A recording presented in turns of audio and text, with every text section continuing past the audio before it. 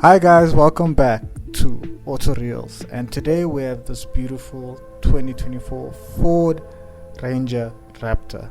Now this is a beast, guys. This has so much presence on the road. It is unbelievable. It's a get out of my way kind of car. So let's take a look inside, outside, and what makes it special.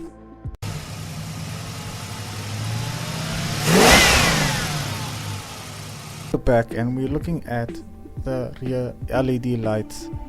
Good design, nice and bright. You'll see them once they're on. The Ranger embossed here on the lid at the back, which is found along all the Rangers, and then also the model designation, which of course is Raptor, with a decal package, which really looks good on this car.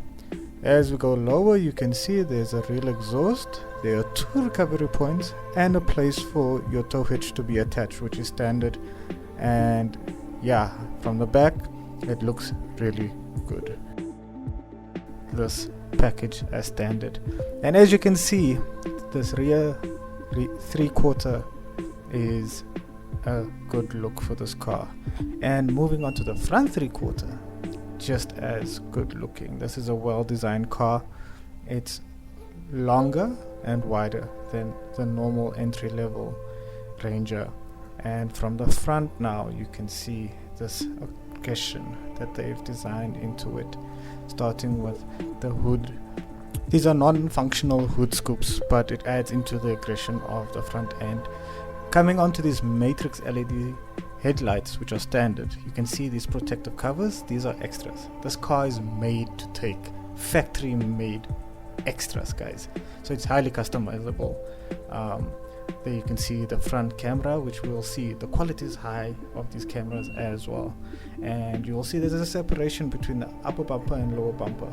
That's to allow the flex of the chassis when you're going off-road and all that, so you don't damage like the orange paint that you can see here. And then more recovery hooks in front with a protective plate underneath. Here you have 17-inch rims wrapped in all-terrain tires. It's designed so you can go off-road.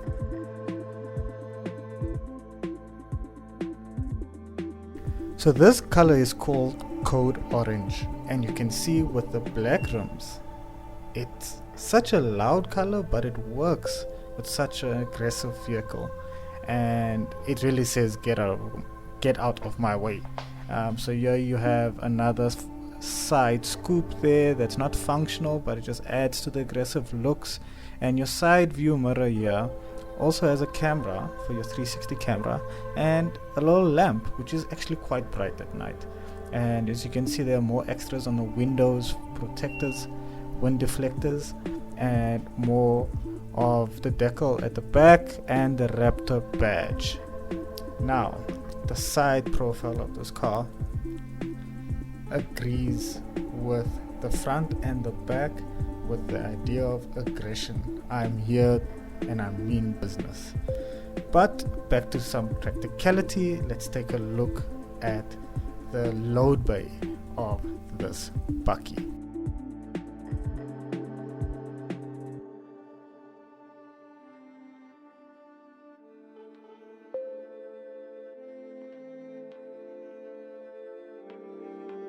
So as we approach the back of the bakkie, we'll unlock and open the bay to reveal that it has a load bay capacity of 670 kilos. Now this is less than the diesel equivalents, but the fact is that the suspension that was designed for Bahaing means that the car, one, rides better on the road, and two, it can't take as much load as a diesel or the lower trims, which is the sacrifice you make to having this engine. But more on the engine later.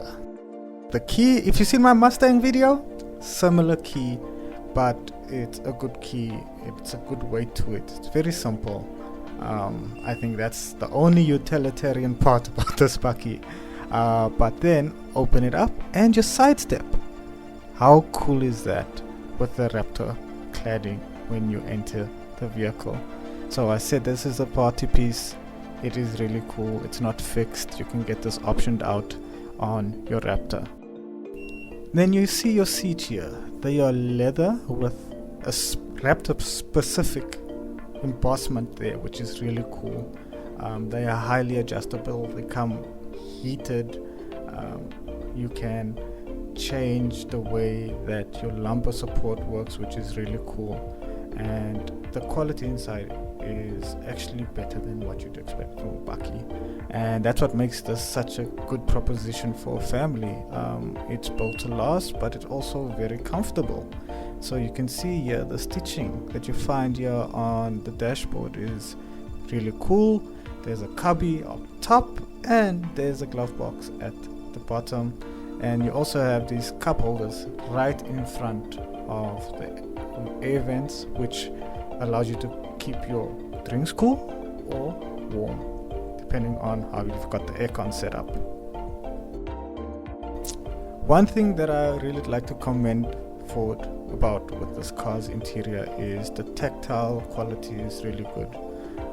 So everything you touch and feel really feels like quality. Then you have your cubby space here, and as you can see, there is a little tray there for coins and stuff, and then there's actually quite a good sized storage area underneath that with a 12-volt socket there if you want to charge something up. Then we move on to our steering wheel, which is leather and has physical buttons, which is also great because remember, you're going to be going off-road. You can't have haptic feedback. Steering wheel, you have a button there to change the exhaust sound. So you can have your quiet, normal, sport, and Baja, which is the loudest.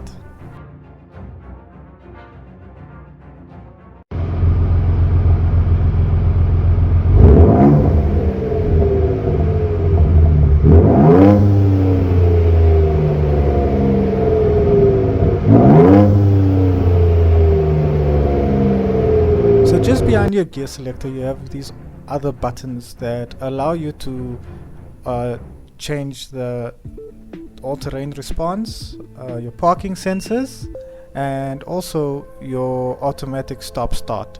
So you can change the settings there, and then also your 4A, 2 high, 4 high, and 4 low gearbox settings. So when you change your all-terrain response settings, the car can change automatically between the normal mode, mud and ruts, slippery for the rain, sport, and of course the Baja as well, and that changes throttle mapping and the four-wheel drive system.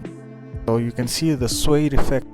Moving on to the door cards, and here you have suede on the top with this metal finish around the buttons, which is really nice, and then also the leather that is on the armrest, which also doubles as your door latch.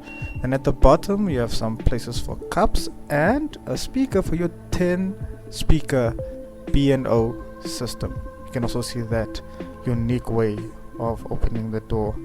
And if we move on to the center console, you can see it is a leather wrapped gear knob with your phone charging area down there, USBs, and this high quality 12-inch infotainment screen, and the entire cabin is just quality, man. It feels really upper class.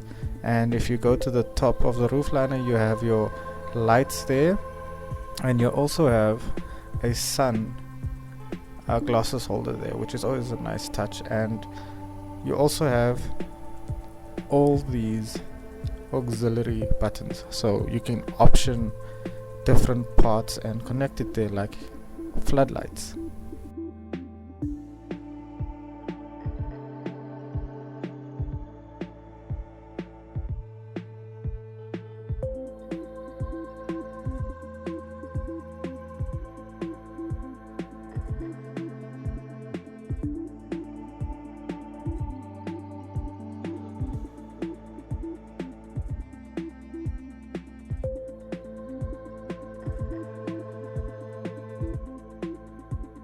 Now let's take a look at the rear passenger space, and the seats, I have to say, they're very comfortable. These are seats that you can take a long drive in. It just really feels upmarket here in the back of this Raptor, and you couldn't always say that about Bakkies. So there's a few features in the back which help it to become comfortable, like your charging ports here at the bottom, international wall socket, and you can also see the air vents. There's a lot of space here in the back. Alright, it actually helps us stay cool, comfortable at the back, with the pockets there in the back as well. You also get a flip down armrest here in the center. As you can see, it's also leather with 2 cup holders, so people in the back will really be catered for on a longer journey. And there is a good amount of foot space even for me, and knee room and headroom. There's a good view out to the front as well, so you don't get car sick. It is a good place to be.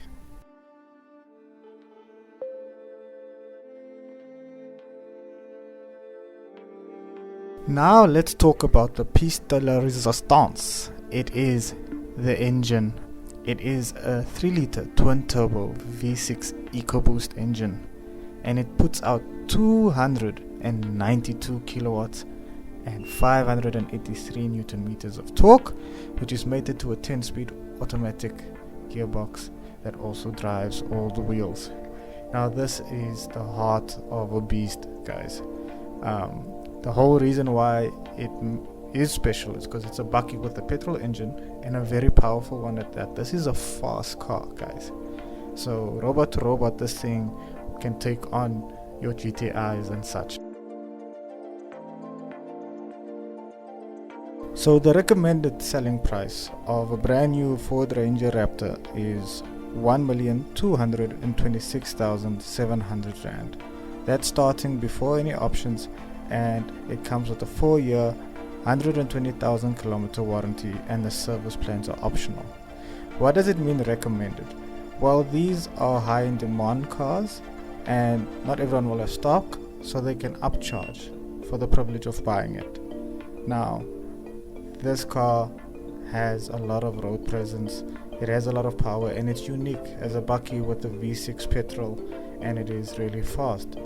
I would love to know, would you spend the money on it? And what other cars you would think about in that price range if you're looking for something a bit unique.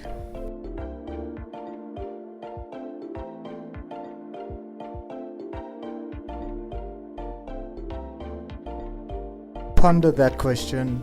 Thank you guys so much for watching. Please remember to like and subscribe, and of course thank you so much to Eagle Canyon Ford for letting me shoot this video. Go check them out, guys. They've got all the latest and the greatest Fords. Until next time, thank you guys so much. Have a good one.